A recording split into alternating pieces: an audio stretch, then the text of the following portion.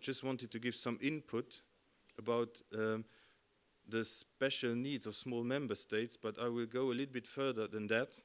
It would be a small input for the discussions we will have this afternoon. So if you have any questions in relation to my presentation, I would ask you to take the floor this afternoon during the panel discussion. I think, Bart, you will have enough time also to interact with the public. I'm talking to you here then not as one of the organizers here of this conference, but I'm also the assistant headmaster of the Sportlycée in Luxembourg. That's a secondary school who tries to combine sport and education. And I'm also a member of the expert group Human Development, Resource and Development in Sport. So that's why I would like to give you a short input about the special needs of small member states. Of course, I don't need to show you this slide a long time because you managed to find the way to Luxembourg. As you can see, of course, the map shows it very good that, it's a small country in the center of Europe, surrounded by bigger countries. But why do I show this slide? It's because to tell you that our high-level athletes, and we have them, because during the last years, there was quite a big investment also into high-level sports. Federations have become more and more professional during the last years. So we are doing quite good, I would say, in high-level sports, consider statistically what is possible for us. But one message is that I would say over 80% of our athletes need to train and study abroad after their secondary school, sometimes even before. So that's why we are well equipped with a lot of experience to talk about the mobility of high-level athletes in other countries. There is one sentence in the guidelines on due careers in sport which the Commission brought us also from Brussels, and you can take one booklet when you go out, or maybe you found it already on the table outside the room. It's a very interesting document published in 2012, and there is chapter 4, the European dimension. There is one sentence which I liked, and I think it's true. Athletes are one of the most internationally mobile parts of the European population. I think everybody agrees on this sentence. It's nothing new, but just an important reminder when we talk now about the European dimension. Of course, they train and study abroad. Sometimes also they train and work abroad, depending on the age. But very often this mobility is temporary. So they study somewhere, they come back to their country, or they work somewhere, they come back, or even they're doing longer training camps for sparring purpose maybe, or other reasons, and then they come back. So it's very often a temporary mobility in a foreign country. And I have one, I think Case need already to leave, but I have one argument against his remark that a lot of countries say, why do we have to pay for a foreign athlete? Why do we have to integrate a foreign athlete into our programs?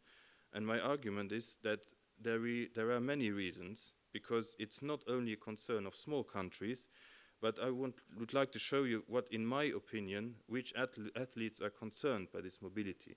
So, of course, athletes in disciplines with a need for specific facilities, they are, and not in every country, even the bigger countries, you can find all the specific facilities for every sport.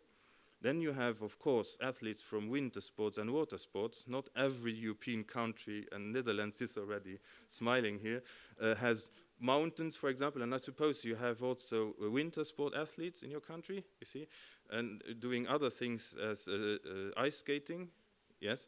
So you see that also other countries need to have mobility for their athletes into another country.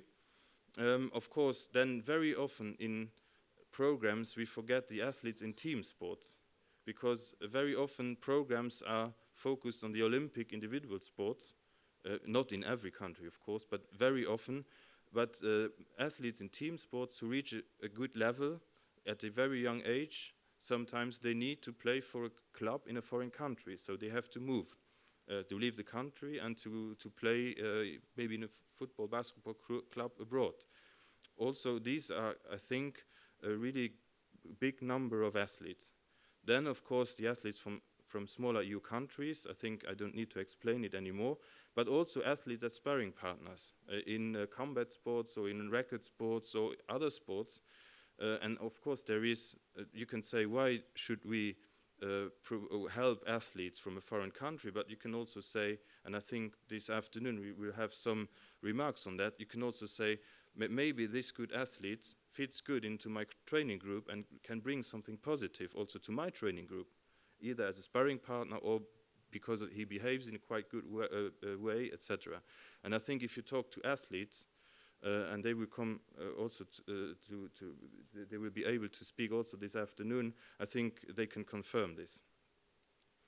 But what are the problems? And there we are well situated as a small country to show what are the problems or the barriers by combining dual careers abroad.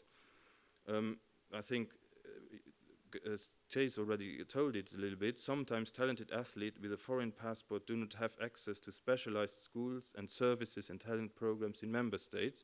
And I would like to add, and this will be the most difficult, in training centers or training groups.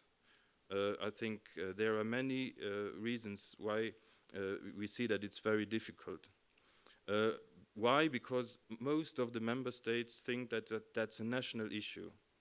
The remark has been done, why do we have to invest money into a foreign athlete? And of course, there is competition between national systems that limits this cooperation. We have to be aware of that. And mainly it's linked to financial aspects.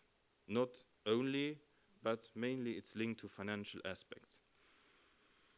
But there are some good best practice examples existing, and very often it exists when there is a good cooperation on a personal relation. Because of these moments like today, people get to know each other, and then they know this one is responsible for this program in this country, and then it works, or coaches know each other, and then sometimes we get good experience also by supporting the dual career and the mobility of athletes.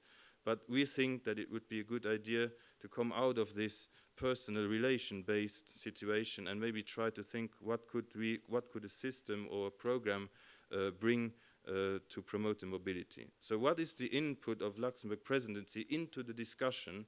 And I think that's very important to say. We will not want to have a conclusion today in our discussion. What we will do is we will discuss with experts. We will hear another presentation this morning, and then we have the panel discussion this afternoon. And then we will draft a summary report as a Luxembourg presidency and send it to the Commission in order that everybody sees what was the outcome of the discussions here. And then I think the Luxembourg presidency, as the minister also said, would be happy if somebody would take the initiative to think about how far, if it's realistic to think about this project or not.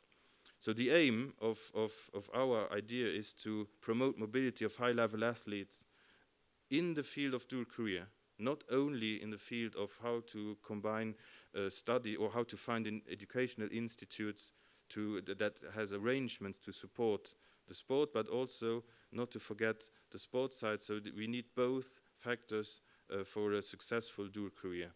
And the ideas and reflections, and I will not give you answers to that because I think we have to talk this with the experts.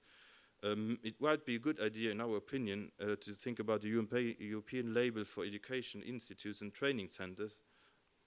That might be a beginning. We could think about the status of high-level athletes on the European level. It exists in many countries, but why not think about a European level if you're talking about mobility? And that's the main factor, building up a network of partners in participating member states. And then I think that's also something Case was already saying. We have to see if things like that would be possible for elite athletes or for talented athletes. And I think that's an important discussion, because once the elite athlete is competing for medals on very high competitions, it should be more difficult than maybe if it's a talented athlete finishing secondary school and wanting to integrate a training center or an educational institute in another country. And that's also the main purpose of the discussion this afternoon. Where are the limits of supporting the mobility of high-level athletes? we are all aware there are limits. We cannot expect that foreign athletes can be treated the way home athletes are supported. But I think maybe we could discuss about where are the limits and trying to help athletes in their mobility. So